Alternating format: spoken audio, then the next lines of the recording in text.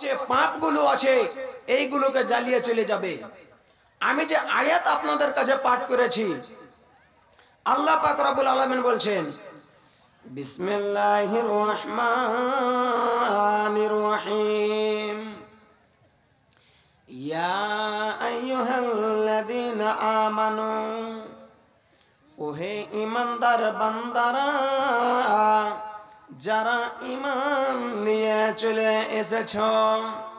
আল্লাহ পাক রব্বুল আলামিন খাস করে যেন ঈমানদারকে বলছেন, কুতিবা আলাইকুমুস সিয়াম, হে বান্দা, তোমাদের উপরে যেন আমি আল্লাহ রোজা ফরজ করেছি।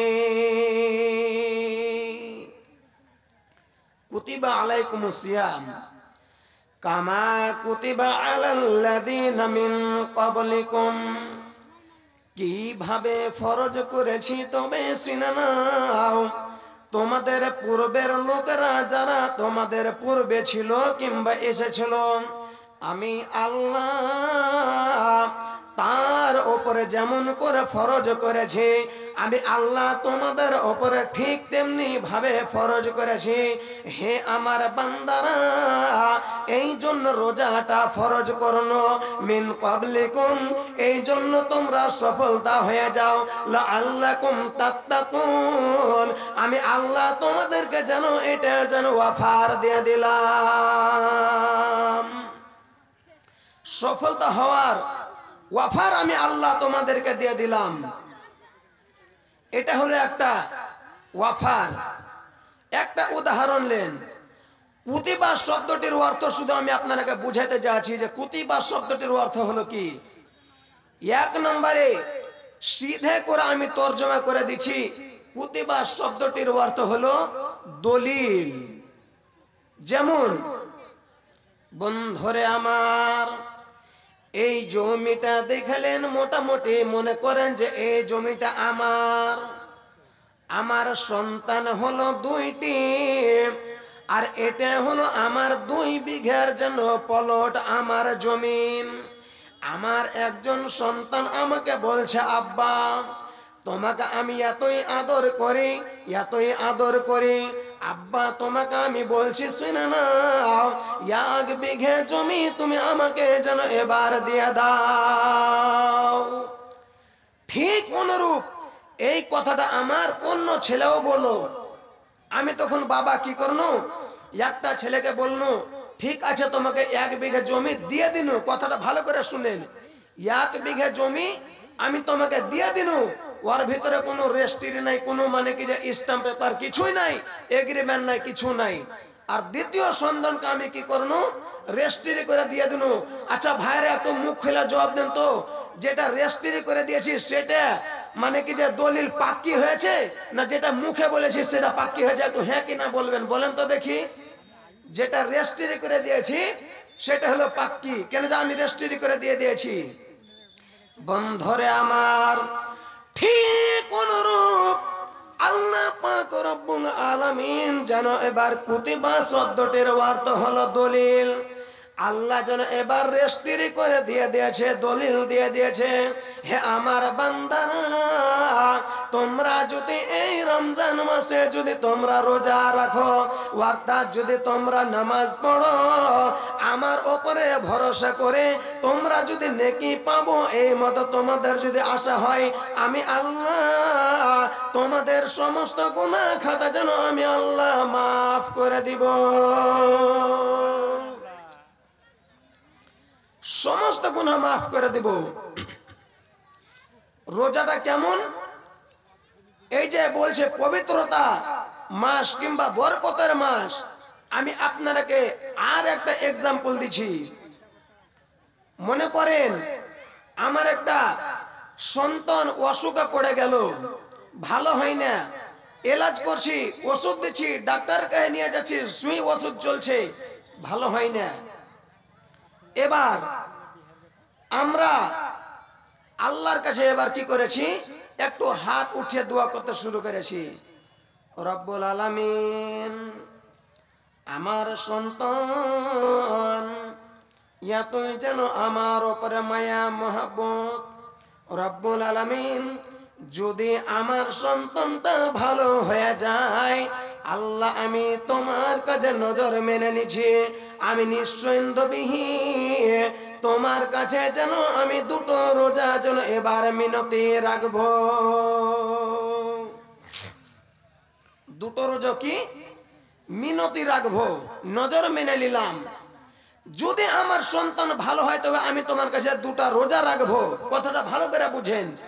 ঠিক অনুরূপ আল্লাহ পাক রব্বুল আলামিন বলছে, বান্দারে আমি তোদেরকে এটা অফার দিয়ে দিলাম, এটা আমি তোমাদেরকে অফার দিয়ে দিলাম, যদি তোমরা 1 মাস রোজা রাখো, অর্থাৎ যদি নামাজ আদায় করো এবং নেকি পাবো এই আশা উদ্দেশ্য নিয়ে যদি তোমরা বলো, আমি আল্লাহ সমস্ত গুনাহ তোমাদের মাফ করে দিব, আমি আল্লাহ এটা যেন বছরে তোমাদেরকে একটা অফার দিয়ে দিন।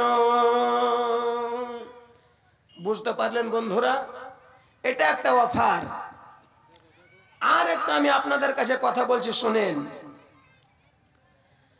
রোজা আমরা আসছে সামনে মাসে রোজা রাখবো, রোজা করব, কিন্তু যদি রোজাটা না রাখি তো আমাদের কি হবে?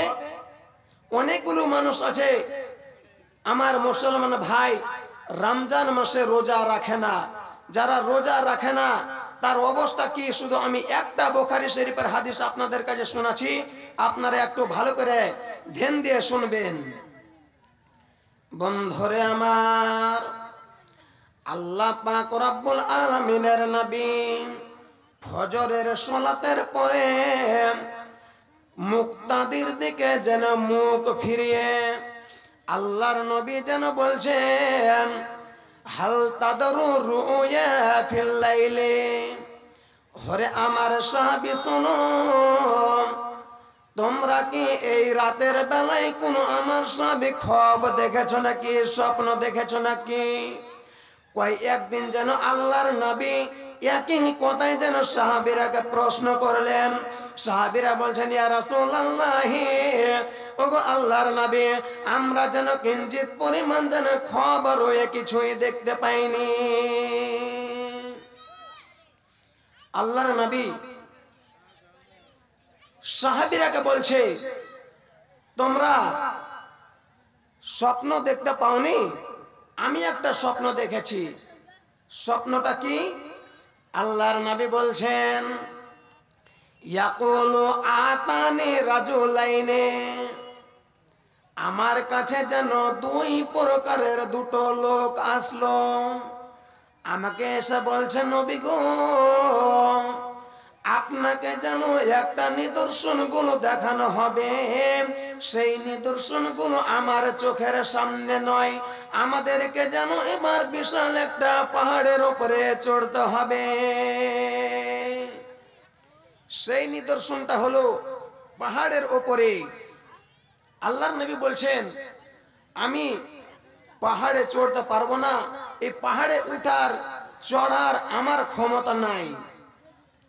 বন্ধুরে আমার, আল্লাহর নবীকে বলছেন, নবী গো, এই বিশাল বড় পাহাড়ে যদি আপনি যাওয়ার জন্য প্রস্তুতি নেন, আপনাকে শক্তি লাগবে না, আপনাকে ক্ষমতা লাগবে না, শুধু আপনি তৈরি হয়ে যান, আমরা আল্লাহর ফেরেশতা তোমাদেরকে যেন এবার নিয়ে চলে যাব। শুধু তুমি প্রস্তুতি নেন, আমি তোমাদেরকে নিয়ে চলে যাব। আল্লাহর নবী চলে গেলেন। যেতে যেতে যেতে যেতে হঠাৎ করে কিছু লোকগুলোকে দেখছে, তারা যেন উলঙ্গ হয়ে যেন এবার রয়েছে, এবং উলঙ্গ হওয়া রয়ে সত্য তাদের যেন লজ্জাস্থান দিয়ে রক্ত গালা যেন এবার ঝরে ঝরে ঝরে ঝরে নেমে আসে, এবং শুধু তা নয়, আর রক্ত গালা যেন আবার সেই লোকেরা যেন এবার পান করে। আল্লাহর নবী বলছেন, মান হাউলাই, এরা কারা? আল্লাহর নবী বলছেন, আল্লাহর নবীকে জিবরিল বলছেন, ইনতালিক, একটু আগে চলেন। তো বন্ধুরে আমার, এখানে কয়েকটি লোকের কথা বলা হয়েছে, শুধু আমি সমস্ত প্রত্যেকটা লোকের কথা বলবো না, একটা শুধু আমি আপনারাকে শুধু উদাহরণ সহ করে দিচ্ছি। এটা শুধু বুখারী শরীফের হাদিস নয়, বুখারী শরীফে আছে, মুসলিম শরীফও আছে, মিশকাতও আছে, কয়েকটা হাদিসে যেন এই আয়াতটি আছে এবং এই হাদিসটি আছে। বুখারী শরীফের হাদিস শুধু আপনি শুনেন। যখনই ফেরেশতারা এই কথা বলল, তারপরে নবীজি আর একটু সামনের দিকে এগিয়ে যায়। যেতে যেতে যেতে যেতে আবার যেন নবীজি দেখলেন কিছু মানুষ তার যেন উলঙ্গ হয়ে পাগুলো উপরে লটকে দিয়েছে আর মুখমণ্ডল যেন নিচে রয়েছে, এমনি করে তারা ঝোলা ঝোলা হয়ে যেন ঝুলতেছে। আল্লাহর নবী বলছেন, জিবরিল এই লোকগুলি হলো কারা? আল্লাহর নবী বলছেন, যখনই আমি এই কথা বলনু আমাকে জিবরিল বলছেন, ইনতালিক নবী গো, আরো তুমি পূর্বের দিকে আগিয়ে চলো, আরো তুমি যেন এবার পূর্বের দিকে আগিয়ে চলো। অথচ নবী আমাকে উত্তরটা দিলেন না, আর একটু আগে চলে গেল। আমি যেন দেখলাম বিশাল যেন বড় একটা পাথর। হায়রে আল্লাহর বান্দা, একটা লোক যেন ঘুমিয়ে আছে, ঘুমানোর অবস্থায় এমন জোরে তার মাথাতে পাথরটাকে ফেলে দেওয়া হলো, তার মাথাটা চুরমর হয়ে গেল, মাথাটা চুরমর হয়ে গেল। আবার যেন রক্ত গালা এদিক ওদিকে যেন হুইলে চলে গেল, আবার যেন ওই মাথাটা সুন্দর হয়ে ভালো হয়ে যায়, আবার যেন পাথর মারে। নবীজি বলেন, ও জিবরিল শোনো শোনো, মানহা উলা এর রেজাল, এ লোকগুলি হলো কারা?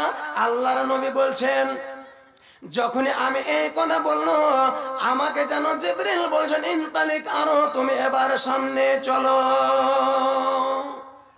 অথচ আল্লাহর নবী আমাকে উত্তর দেয় না। বন্ধুরে আমার, যখন এই রূপের কথা বললাম, শেষ কথাটা আমি আপনারাকে বলতে চাই। আল্লাহর নবী বলছেন, যখন আমি জিজ্ঞাসা করলাম, ওই লোকগুলির কথা বলছে যার পা গুলো ওপরে, মুখমণ্ডল নিচে, রক্ত গালা যেন ঝরে ঝরে এবার নামতেছে। আমি জিবরিলকে জিজ্ঞাসা করলো, ও আমার বন্ধু, মানহা উলা এর রেজাল, এই লোকগুলো হলো কারা? আমাকে যেন জিবরিল বলছেন, মানহা উলাই, এই লোকগুলো হলো তারা, যখন তারা রমজান আসতো তারা যেন দিনের বেলায় খাবার খেয়ে নিত, জীবনে তারা যেন এবার রোজা করতো না। ওই লোকগুলির পা গুলি উপরে, মুখমণ্ডল নিচে, তারা যেন এমনি করে তারা ঝুলতেছে। বন্ধু দেখেন, রোজা না রাখার অবস্থা, রোজা না রাখার কারণে এতই বড় একটা শাস্তি, সাজা। অনেক কথা আছে, আমি ওদিকে যাচ্ছি না। আর একটা আমি আপনাদেরকে বুখারী শরীফের হাদিস বলবো, এটা আছে কিতাবু সিয়ামে পাবেন। আজকে যেমন আপনারা ছেলে মেয়ের বিবাহ দিচ্ছেন, এবার নিজের পুত্র বাড়ি নিয়ে আসে। বন্ধু আমার, যখন এই মতো কথা বললেন, আজকে যেমন আপনারা ছেলে মেয়ের বিবাহ দেন, ঠিক অনুরূপ একজন সাহাবী নিজের ছেলের বিবাহ দিয়েছে। দেওয়ার পরে কি বলছেন জানেন? আজকে যদি আমরা বলি, বৌমা আমার ছেলের চরিত্র ব্যবহার কেমন, হঠাৎ করে যদি আমরা কথাটা বলি, আমাদের ছেলে কথাটাকে যেন ভুল ধরবে আর ধারণাটা অন্য কিছু করবে। বন্ধুরে আমার, ঠিক অনুরূপ নিজের শ্বশুর বলছে নিজের বৌমাকে, কেন বলছেন?